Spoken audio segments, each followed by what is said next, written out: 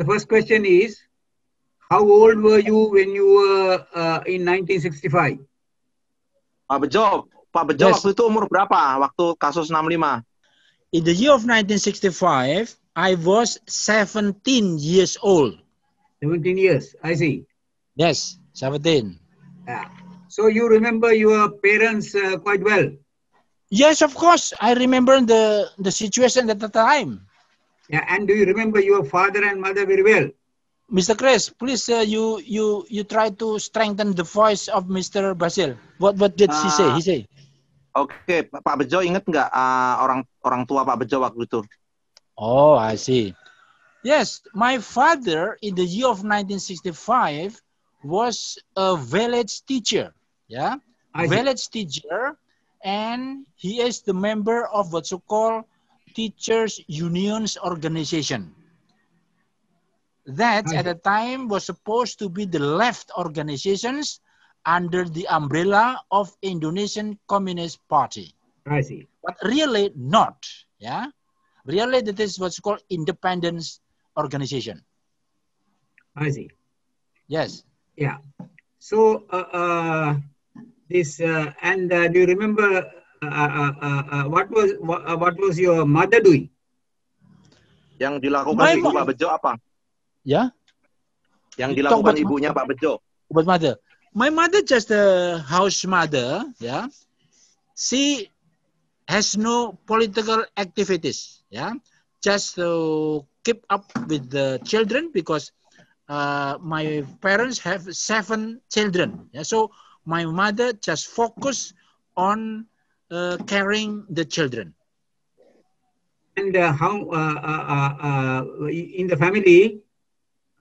What was you, whether you are the first or the second or what? Mr. Chris, can you strength what? Pak Bejo, anak keberapa? Oh, yes. I'm the 3rd children. In the 7 children, I'm number 3. I see. Were you going to school? At the time, I was the senior high school student. On the 3rd year's grade, yeah, senior high school. So during this time, in 65, what do you remember about your village? Was it very politically active or what? Mr. Chris, what pada waktu peristiwa 65 itu, Bapak ingat nggak di kampung Bapak itu seperti apa situasinya waktu itu? Apakah situasi politiknya juga sangat kental? Yes. So in the year of 1965, actually in my village just look like very peaceful. Yeah, nothing wrong with the what you call political situations. But after the first week of October, my father directly was captured, yeah, and to report to the police and military agency. At the time, my father just went directly to the office, and since then never come home until 14 years in the Buru Island, exile island. So he was sent to a island immediately. Jadi dia dikirim ke pulau pengasingan itu setelah itu ya, Pak? No, I think after several months, because the first my father was captured and stored in the old building, what you call the cigarette storehouse, after being interrogated and then sent to the prisons in Pemalang area, and after this sent to Nusa Kambangan Island, then to Buru Island. So I think after several months to be interrogated in the Regency of Pemalang. I see. About how many people were taken like that from your village? Well, at the time I saw by my eyes, because when I went home from my school, because at the time I'm not aware that is the situation is very disorder. I saw myself by my eyes that in the what you call cigarettes house, yeah, there are at least 500 people were settled there, yeah, 500 people. And then in my village actually, indeed, there are so many people also were captured, yeah, even were kidnapped and killed, especially at least 2 among this my uncles. Yeah, it is. And then during this time, there are so many houses were burned, yeah, that is belonging to the what's called the Indonesian Communist Party members, including my house. Yeah, my house also will be burned, but fortunately, because my house is quite big enough, yeah, with the brick very thick, it is not easy to be burned and then safe. But my neighbors, this is belonging to the members of the Indonesian Communist Party, were burned. So they didn't do anything to you? Well, at the time, all the youth should stay outside the house. Otherwise, in the night will be kidnapped. So I myself, since then, I have to hide in a hole in a field behind my house. Yeah. So I have to move from one place to another together with another youth, of course. Yeah.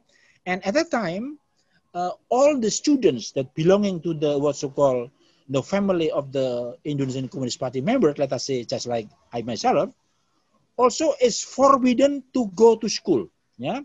Even my friends were interrogated in the school by beating, by knocking, etc., etc. And I was enforced to report to the school, also to be interrogated, but I refused. Anything happened to your other family members? Not clear, please, Chris. You strength. Ada yang terjadi? Apa yang terjadi dengan anggota keluarga yang lain, anggota keluarga Pak Bejo? Oh yeah. So, especially my older brother, because my older brother was the member of the students' organizations, that at the time was also supposed to be the family of the Indonesian Communist Party, also was searched by the police, was by the military, and they ran away. And then after this, I would like to talk about my story, because I myself also was chased by the military and also the students. So since then, I removed from my village to fly or to flee to Jakarta. Yeah, this is in the year of 1965 in October. Yeah, in October, the end of the October. And then I moved to Jakarta to hide. And really, Jakarta is safer than the situations in my village. Why was that? Why was Jakarta Kenapa safer? demikian, Pak? What? Kenapa Jakarta lebih aman? Yes. Okay. Jakarta is really safer for me because I'm, let us say, not the citizens from Jakarta, but on the contrary, yeah, people from Jakarta ran away to other place, ran away to Central Java, East Java, and so on. But after already in the Central Java, they are captured, yeah, because the riot, there are so many, and try to capture all the members, what you call the Indonesian Communist Party member. And I myself, yeah, safer. I can work for temporary in a ship building, ship dock, yeah, for maybe 1 year. After this, I find to be a newspaper seller, and then to sleep in the pedestrian, and so on in Jakarta. That is the situation. And they were not suspicious about you? Apakah mereka tidak curiga kepada Pak Bejo? Okay. At the time, in the year of 1965 until 1970, I'm still free outside. Yeah. So because I'm still young at the time, you see, I'm 17 years old, and not, I think so many people were also frightening, even in Jakarta. And I try also to hide every one place to another, yeah? Move to one place, because as I said to you, I become a new seller, and then sleep in the pedestrian, yeah.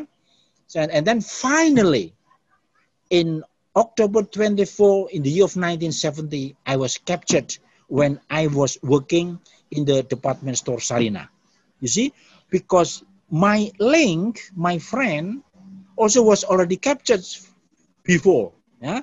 And I'm sure he talked about my place that I work in a certain department store in Jakarta. So when you were arrested, what happened after that? Setelah ditangkap, apa yang terjadi, Pak? Yes, first in the morning, I have been brought to an interrogation camp. This is in Kalong. What's it called? Kalong is the military Jakarta interrogation place. It's supposed to be the worst and very cruel. Yeah, very cruel. I stayed there for 1 year. I found at least 300 people, the political detainees also were celled in the small place. Yeah, even I cannot sleep in a very good conditions. Yeah, so 1 year I was stayed in the cell of Kalong, and after this I was moved to Salemba prisons. Yeah, for one year, another, and then after this moved to Tangerang forced labor camp. And altogether 9 years I'm in the jail. I see. What do you mean by forced labor camp? Apa yang dimaksud dengan camp konsentrasi untuk pekerja paksa? Apa maksudnya? Yes. So according to the military terminology, he didn't say the concentration camp, but I say this is really forced labor concentration camp, because all the political detainees should work in that place, yeah, by force. Otherwise, the prisoners will be beaten, will be tortured, yeah. And since in the morning from 5 o'clock, yeah, and until 6 o'clock in the evening, yeah, I have to work hard. First, just comes out from the prisons by military guard. I take a walk for nearly 3 kilometers to the camp, to the forced labor. Forced labor means in this case agricultural field, and then also cattle rising, and then hauling the rice, etc. etc. There are so many work, but without payment. This is what's called enforced labor. How many of you were there? Berapa orang, Pak, waktu itu? How many were there? Yes, totally, I can say 2,000 political prisoners were forced labor there. Yeah, but in my period only 200. Yeah, because before my period there are so many detainees already moved to another place, especially to Buru Island. So all the 9 years you were in this camp, is it? Apakah selama 9 tahun Bapak di camp itu? Yes, correct. So completely 9 years, yeah. Of course, altogether, yeah, because in Kalong 1 year, and then in the Salemba 1 year, and then in Tangerang 7 years. So altogether 9 years. I was not moved to Nusa Kambangan nor Buru Island. I just only in Jakarta, Tangerang. Yeah, Tangerang means 26 kilometers from Jakarta westward. So during that time, your father was where was your father? Pada saat itu kemana bapaknya Pak Bejo? So when I was in the jail, I have never met my father because my father is in the Buru Island. Yeah. So Buru Island you see in the Maluku area, while I'm in Java. So during the detentions of my father, I have never met. I just met when my father released in the year of 1976, I think. Yeah. Because this is the same historical experience. Yeah. So I just say my father, my friend at the time. Yeah. So after his release, was he taken again? Mr. Chris, what did you say? After release, what happened to your Oh, father? yes. Setelah bebas apa yang terjadi, Pak? That is very important. When all the prisoners were released, yeah, the military just keep only one political detainee, I myself, still in the jail. Yeah, you know the reason. The reason is, even though only one political detainee, yeah, it means that there were still the place, yeah, for the military to ask the compensation from the prison. Yeah, because you see, the military there are so many buildings in the area, just like Rising Haller and so on and so on. And maybe because I'm the youngest prisoner at the time, so the military keep me 1 person in the jail in the camp concentration of Tangerang. Why was that? Sorry, can you repeat, Mr. Basil? Why was he? Yeah, just now I Kenapa, Pak? mentioned, yeah. So I was released the last time in Tangerang, yeah, because to wait the process of takeover from the prison, lembaga pemasyarakatan. This is the prison institutions and the military institutions. This is a thing, yeah. And the most important ones, this is in Tangerang, but in Salemba there are still so many political detainees, and on the 24th of October 1979, I was released together with other prisoners in Jakarta. So, throughout Indonesia, how many such camps were there? What? Sorry? Chris, can you repeat? Can you repeat, Mr. Throughout Indonesia, for how many of such camps were there? Oh, berapa camp, Pak, yang model-model begitu di Indonesia, Pak, pada waktu itu? Oh, there are so many, yeah. So first Tangerang camp concentrations, and then Buru Island, and then Nusa Kambangan Island, and then Moncong Nue, yeah? Moncong Nue in Sulawesi, and then Argosari in Kalimantan, yeah, and then also in Tanjung Kasus, North Sumatra, yeah. So because the principle of the military, they would like to use the manpower of the detainees to work without payment. This is the most important one. So the military would like to get the power of people and then to work without payment. That is the main. Are you aware of anybody who has written about this post-labor camp? Dulu kan ini Tutu kan pernah dorong bikin itu kan? Sorry. Not clear, please. Has he heard anybody, anybody who has done written about the forced labor camps during of that time?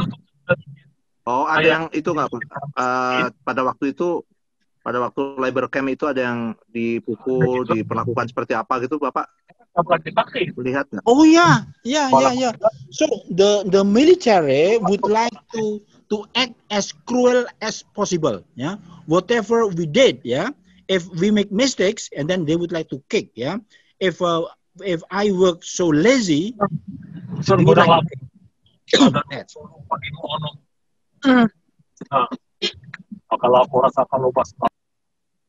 Yeah.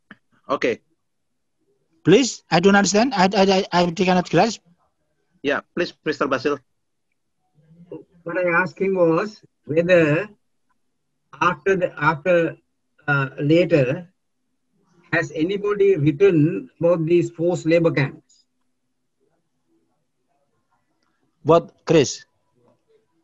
Chris, repeat, Chris. Later, after After all labor these camp. things, yeah.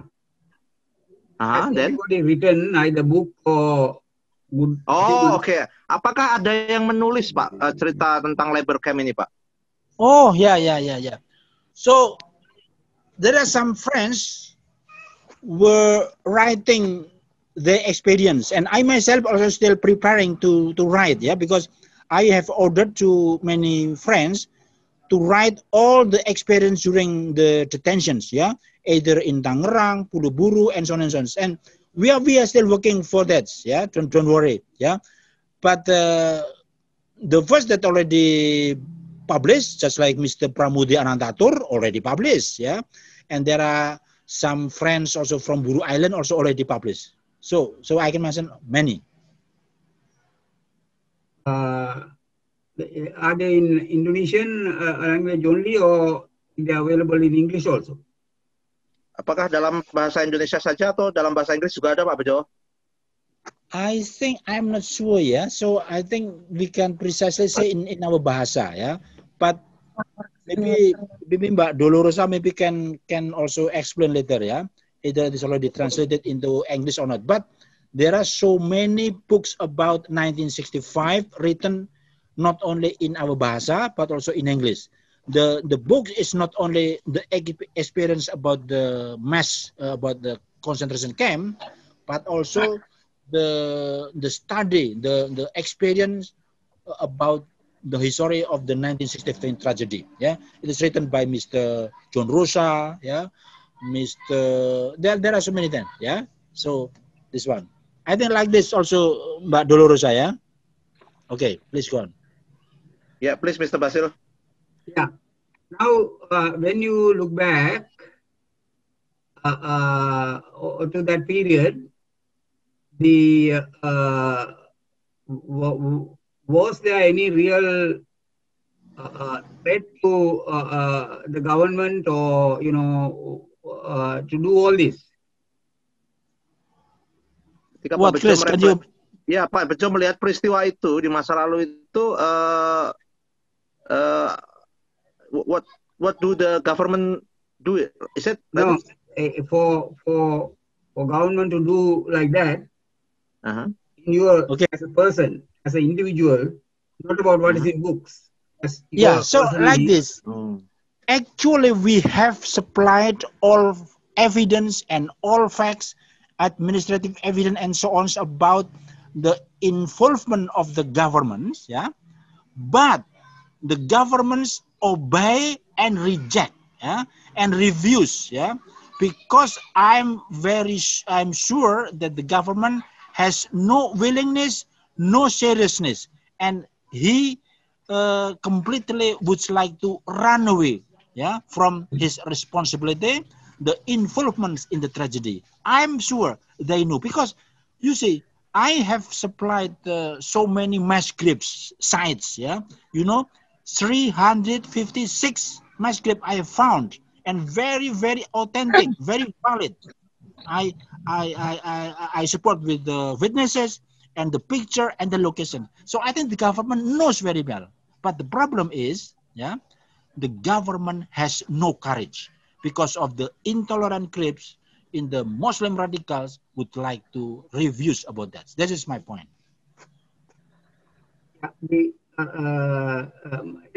trying to get not the broad picture, but the picture as you saw it yourself. Chris, I don't understand what's that. Jadi Pak Basil tidak ingin melihat hal yang lebih besar, tapi tentang hal yang spesifik tentang Pak Bejo saja gitu. So what are you going to know about me, Mr. Basil?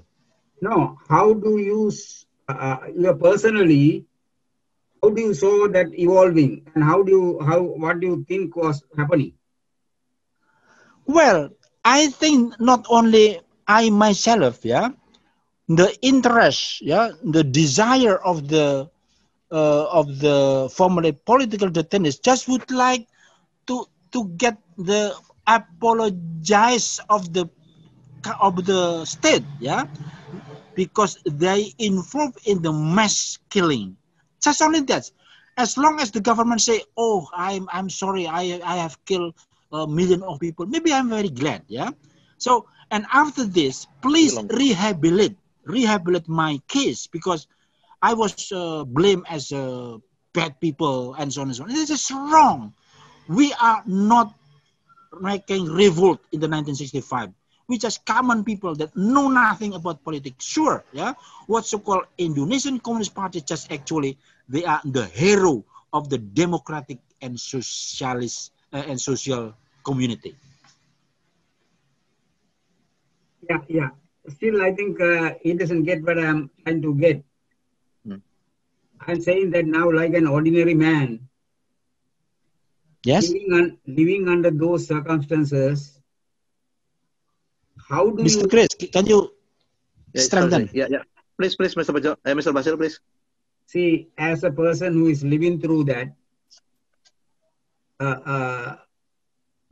how do you see this whole thing happening?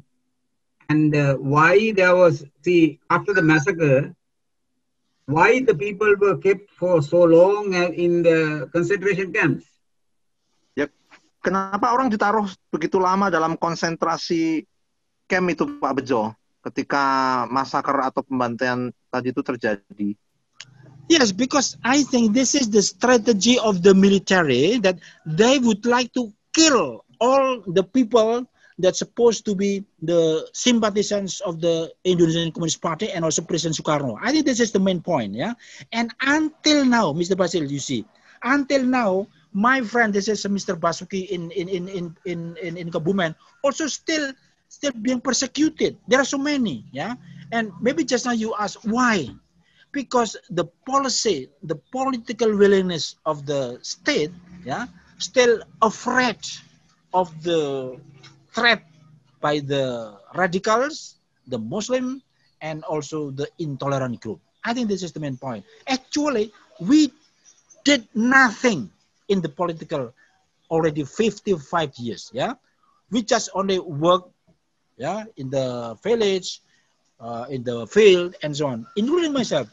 And maybe just now, Mr. Basil said, indeed, I am the common people. Just I would like to ask the government, yeah, to obey the rule, the regulations, and the law. You see, Indonesia based on the law, yeah. I think everything should be brought to the law, yeah, because we are not mistakes. So to be fair, why the government do not make me sentenced to the judge, yeah, so that I can defend, yeah, and I can prove that we are wrong. Yes. Pada waktu itu kan Bapak sebagai ordinary man, sebagai orang biasa, kenapa ditaruh dalam konsentrasi camp begitu lama? Yes. Not only me, I'm just only ordinary man, know nothing about politics, yeah. I just only the member of the students organization, yeah. The what's it called? This is a senior high school students, yeah. I think I say I know nothing about politics, and indeed I know nothing. Yeah. But why it has take long time? Not only me, because the administrative system of the military is completely bad. Yeah, I give an example in my village. Just still in the basic school students also was taken and then bring to Buru Island. This is a matter of fact. And then because his father was the member of political, let us say, Indonesian Communist Party, his father cannot be found, and then the boy, the son, was captured like that. Yeah? So I'm really, unfortunately for me, yeah, I was sentenced to the prisons 9 years without trial. Yes, please, Mr. Basil. See, what I'm trying to understand is that, you know, now, why did they, normally, when they take ordinary people who are not really involved, yeah, after a short time, they release them. But why it did not happen like that in Indonesia. Oh, jadi kalau yang umumnya itu kan kalau orang yang tidak terlibat langsung, Pak Bejo, itu kan ketika ditangkap dia dibebaskan setelah itu ya nggak lama.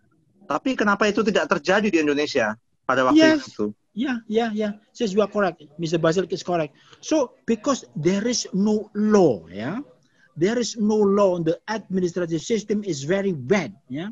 Now imagine I'm as a student, no relation with the killing, let us say the killing in Jakarta, yeah. But I was in the jail until 9 years. So these questions, I think better Mr. Basil asked to the military, yeah. I think better this is the time that Mr. Basil should ask the authority in Jakarta, yeah, and at least I think should take the responsibility, yeah, because we are we are all not wrong, yeah. This is me, Mr. Basil. Yeah, now you say that's this radical Muslim group. How much were they involved in the massacre and why? Jadi terkait dengan kelompok Muslim radikal itu Pak Bejo, berapa yang terlibat atau adakah yang terlibat dalam pembantaian kasus 65 itu Pak? According to my investigations, that let's suppose the Muslim organization at the time actually was also the victim because they are enforced by the military to join to the killing. Yeah. Now the organization indeed like the Nahdlatul Ulama, the Ansor, yeah, the Muhammadiyah Youth, and so on and so on, and then Pemuda Pancasila, yeah, because this kind of organizations were used by military, yeah, to attack the not only to attack, to capture the Indonesian community member, to be interrogated, to be tortured, and so on, yeah. So frankly, this kind of organization indeed has an involvement in the case of 1965. Why did they get involved? I mean, is it merely pressurized to get involved, or was there any reason for them to get involved? Kenapa mereka terlibat, Pak Bejo? Apakah karena militer atau karena apa itu kok terlibat? You see, in the year of 1965, military tried to provoke them as if the enemy of the Muslim organizations is the members of the Indonesian Communist Party. But really, this is completely wrong because of the provocations of the military in order to make a clash, yeah, with this group. So after this also, they are very disappointed and make regret about that, yeah. And nowadays, this is you have to know that in East Java, the what's called the young Nahdlatul Ulama organizations already makes working together with YPKP to work together to make an investigations, because in the year of 1965, really the military used their organizations to kill the member of the Indonesian Communist Party. And remember, Mr. Gus Dur, the president after Suharto, also has frankly said, yes, I am apologize. I ask apology to the victims of 1965. Means that Gus Dur, as the chief of the president at the time, quite aware that indeed his organizations involved in this killing. But then there were other organizations, even the Catholic Church was involved in this. Apakah ada organisasi lain? Apakah ada organisasi lain, misalkan gereja Katolik atau apa yang juga terlibat?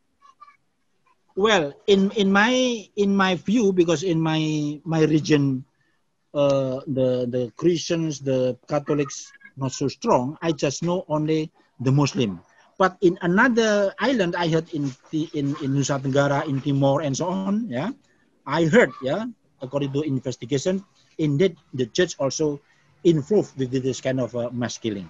So I can say that military would like to use whatever organizations to make a contra fight with the Indonesian Communist Party. Was there any real chance that the Communist Party of Indonesia would have taken power in Indonesia if not for the massacre? Apakah sebenarnya ada peluang nggak Pak untuk Komunis Party atau Partai Komunis untuk mengambil alih kekuasaan di Indonesia itu? According to my view at the time, there is no idea, yeah, because Indonesian Communist Party at the time has political, if I'm not mistaken, to support Indonesia, to support President Sukarno, to develop Indonesia in the social democratic stage, yeah. So, and there's already coordinations, yeah. And this is my argument, Mr. Basil. At that time, Indonesian Communist Party has a lot of members. 99% all people, yeah, respect to PKI. So if wait only for a while to the general elections, I think the winner. Why should make the what you call the rebellion? I think this is impossible. Because of this, yeah, military afraid if Indonesian Communist Party would like to let us say to take power as a democratic ways, yeah. So they would like to design, yeah, to design how to topple down Sukarno, and the way is only to crush Indonesian Communist Party first. This one, yeah. So I think this is very important, Mr. Basil, because in the year of 1965, Indonesia really was the power of the Afro, Asia, and Latin America, yeah, you know, and then Sukarno is the leader of the country, and America is afraid of that. So America, let us say the capitalist groups, yeah, how to topple down Sukarno. This is very important. The same thing happened in also Cambodia. They toppled down Sihanouk. So it's really the military, was the military using the Americans for them to come to power? Mm-hmm. Yeah. So, what do you think? But I would like to make a difference between in Cambodia, Mr. Basil, yeah? I think if there was like in Cambodia, Indonesian will not do like the mass killing like Pol Pot. I think I don't agree this one, yeah, because without this one, I think Indonesia can develop in peacefully, yeah. I'm sure, I know by my eyes in the year of 1965, if Indonesia still use the policy of Mr. Sukarno, I think will be very great. Maybe the same as China now, or maybe will be better than China. Now, see, although now you have a democratic president, but is the administrative system completely controlled by the military? Mr. Chris, can you?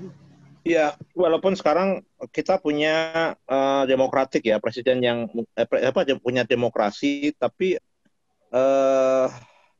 administrative of justice ya, Mr. Basil ya, dikontrol oleh militer, atau sistem peradilannya apakah masih dikontrol oleh militer? Maybe like this, Mr. Basil, yeah. Even though now Indonesia use the democratic system, but we can say not real democratics. This is what's called pseudo democratics, because the left, yeah, has no place in the democratic system nowadays. If there is a place, yeah, let us say there is a left group like me, yeah, has a certain place, for example, I think it will be different. Now, it is quiet question mark for me. If there is democracy, must be place for the other people group, just like me as the leftist, yeah, has power, yeah, has a place in the parliament. But there is no chance, no opportunity. So please, I think the most important democratic system. That is the case in almost every Asian country. Yes, it's only so. Jadi itu hampir Hampir semua negara Asia terjadi seperti itu, Pak Bejo. Oh, yeah. Yeah. So this is the duty of Mr. Basil also how to change, yeah. Otherwise, the democratic system just only fake and pseudo, yeah. But I think even though like this, I just quite salute with the South Korea, yeah. South Korea now we can say still tight with the movement of the May 18th. I think this is very good, and every year should be celebrated. I think that's just the way, yeah, to keep the spirit of the democratic. But the thing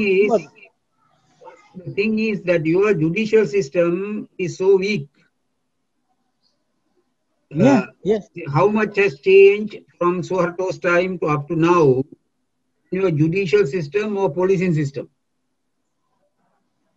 Jadi masalahnya sistem peradilan kita kan sangat lemah, Pak Bejo, dan berapa banyak perubahan yang sudah dilakukan dari zaman Soeharto sampai sekarang untuk memperbaiki sistem peradilan dan juga sistem pemolisian ini atau kepolisian.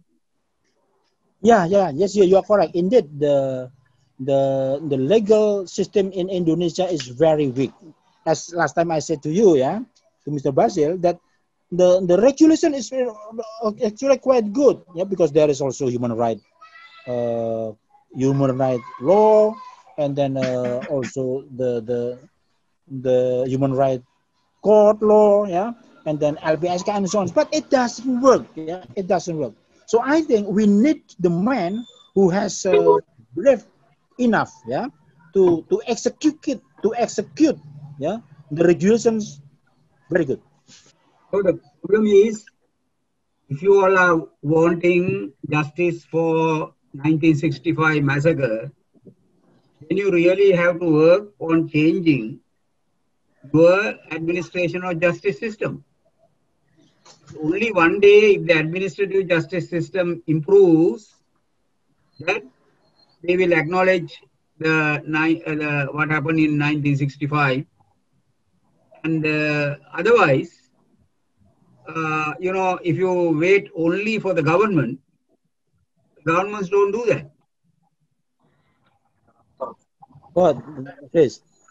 Jadi kita ya harus bekerja keras untuk memperbaiki sistem peradilan kita, karena kalau sistem peradilan kita nggak diperbaiki maka kasus 65 juga akan sulit, dan kita nggak bisa untuk melakukan itu hanya mengandalkan pemerintah, Pak Bejo. Yes, you are correct, Mr. Basil. Yeah, we have to strengthen, yeah, the legal system in Indonesia. Yeah, we have to again and again, yeah, urge to the government. But now, Mr. Basil, I would like to give you examples. The government is weak enough if there is a huge protest of the intolerant group. Looks like they are so powerful, may change the Indonesian policy. Yeah. So this is one thing. So the government, the state, has no courage. I think, according to the law, yeah, whoever would like to make a separate nation, let us say, yeah, who would like to attack with the basic principle of Pancasila should be banned. Yeah, this is quite clear. But the government has no courage. Yeah, has no courage. Yeah, but there is a reason for that. I say there is a reason for that. Yeah, that is right. The reason is that the people who benefited from the military takeover and who became rich and who have their properties, and those people are, in any country, the richer group is very strong. So they must be exercising pressure on the government. The government usually, unless there is a real big protest, the government first listen to the richer people. And these people will not want the 1965 issue to come up. Jadi Pak Bejo, orang yang diuntungkan ketika rezim militer atau militer ikut berkuasa itu kan adalah orang-orang yang kaya. ya kan? Nah, kelas-kelas atau kelompok orang kaya itu biasanya dia kuat. Nah, pemerintah hanya mendengarkan mereka itu, lebih mendengarkan kelompok itu dibandingkan Anda, karena mereka juga tidak menginginkan kelompok atau kasus-kasus seperti 65 ini diungkap gitu. Well, I think we have to be fair, yeah. We are also the member of the nations. I think the government should also give opportunity for the whole people, including me as the victim, yeah. Otherwise, there is no progress. There is no progress anymore. So, I think, Mr. Basil, yeah, I do agree with your point of view, because Indonesia is really, I can say, no capability, no seriousness, and no willingness.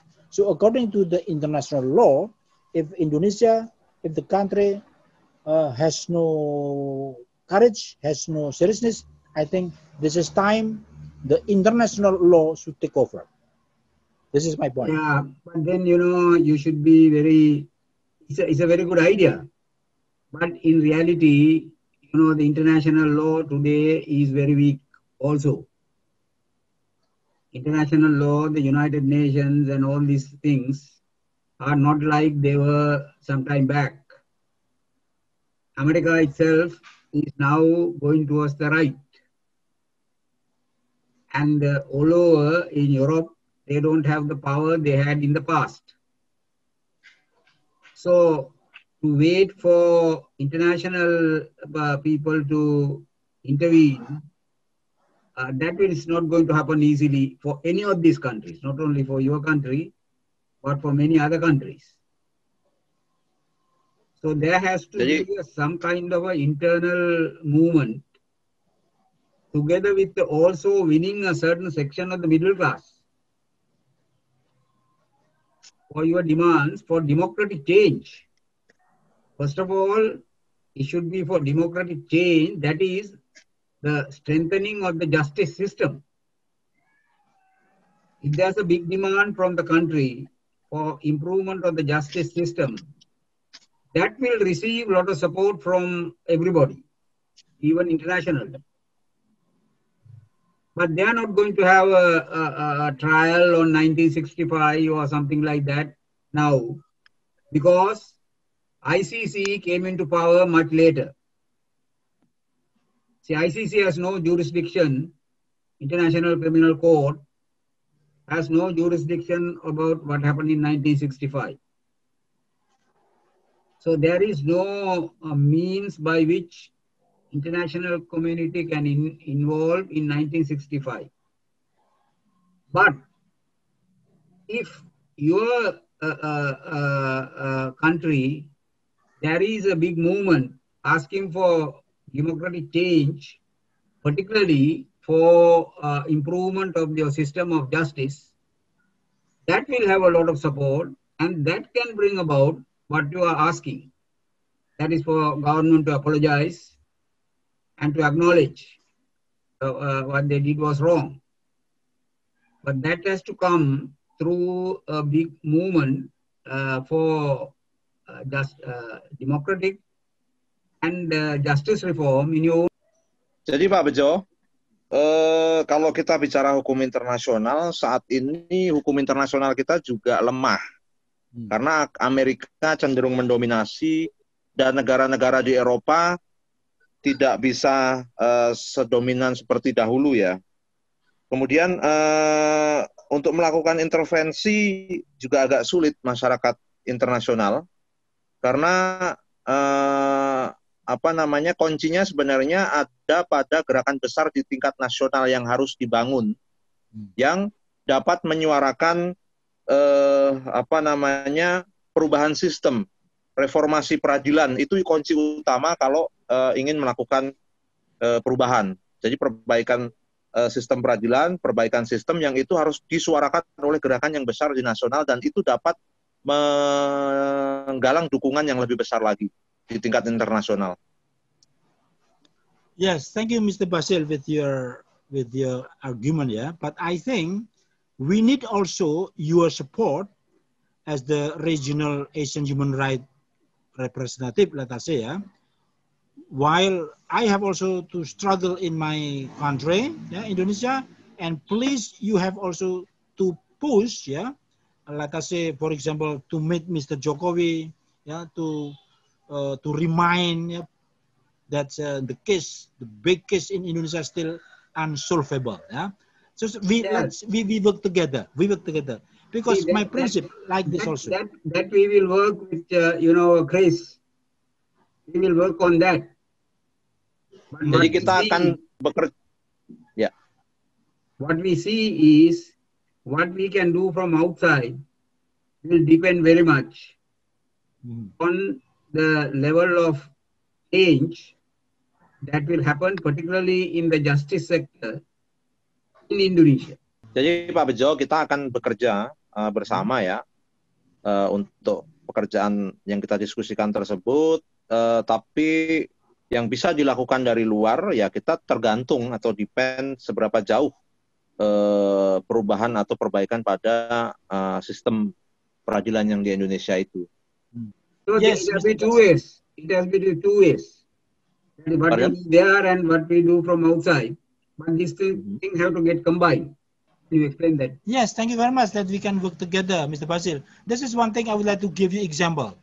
You see, in the mass release the political details in 1979, not because of the movement from our country, but because of the pressure of the international community. Yeah, just like Red Cross, International Red Cross Committee, and then also Amnesty International, and then IGGI in Europe and so on and so on. Yeah, because they make a pressure, and then Suharto gave up and then release the political detainees.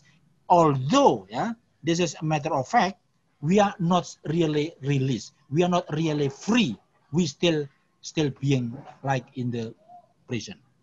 Yeah. So this is important that we need also the support of the international community, regional communities such like Asia, to let's work together, yeah, to make a pressure to the government of Indonesia. See, it is comparatively easy when lots of people are inside the prison. So international people demand that they should be released because they are inside the prison. So that happened in Indonesia, and I know that, and many other countries also that has happened. But the problem is, after you come out, then, the international community has no mechanisms by which they could tell the government, but there's no way to pressurize. That's the international problem. So if you concentrate on trying to change your justice system, international community will support you in a big way. That's an opening. Jadi Pak Bejo, ketika kalau kita komparasikan atau kita bandingkan ketika banyak orang di dalam tahanan dan organisasi internasional menekan, pasti akan banyak yang dibebaskan, dan itu banyak terjadi di banyak negara Asia. Tapi begitu bebas, organisasi internasional tidak punya mekanisme untuk menindaklanjuti hal tersebut. Nah, makanya Pak Basil mengatakan penting untuk konsentrasi terhadap perubahan sistem peradilan, dan kalau itu dilakukan, maka akan banyak masyarakat internasional yang pasti akan mendukung. Well, I agree with Mr. Basil's opinion. Yeah, so I would like to discuss with my friends, with the NGO, Contras, Amnesty, and so on to discuss about this one. Yeah. So I think, please, Mr. Basil, someday we make the discussion again also with Mr. Usman Hamid from International Amnesty in Indonesia. Yeah. I think he has a good idea also. Yeah. Yeah. Because my side also from the victim, maybe he knows more about me. Yeah. Yeah. Okay. So we keep on this discussion. Next time we can also. Yeah. Yes. Yeah. Yes, I would like to do like your suggestions. I think next time we will continue our discussion. Yeah, Mr. Chris, Mr. Chris. Yeah. Let's Mr. Usman Hamid join this kind of discussion. Yeah. Or maybe with the National Commission on Human Rights as well. That's also maybe. Okay. Good. Yes. Very good. Anang is okay. Yeah. Yeah. or maybe Pak the chairperson Pak Oh, Damanik. yeah. Ahmad Taufan Damanik. Taufan, Yeah. yeah.